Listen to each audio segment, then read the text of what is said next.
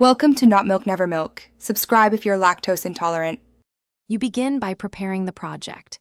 Create a Unity 2021, 3 LTS project and enable mobile build support so you can deploy fast.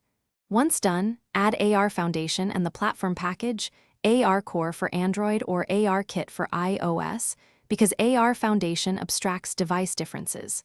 Next, set your player settings.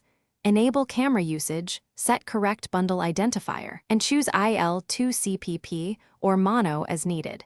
This ensures the runtime permissions and performance match the platform. You now construct the scene.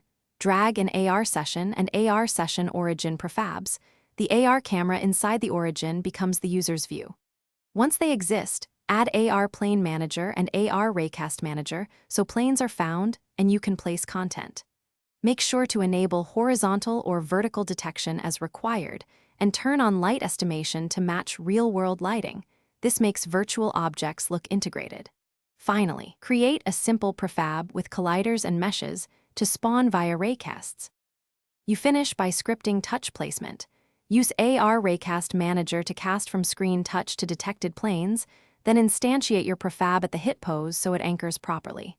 Once placement works, optimize by reducing texture sizes and batching to keep frame rate high. Build to a real device early and test.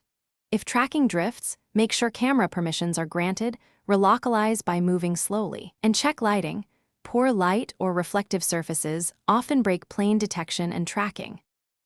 Thanks for watching. If this was helpful, leave a like and consider subscribing. See you next time.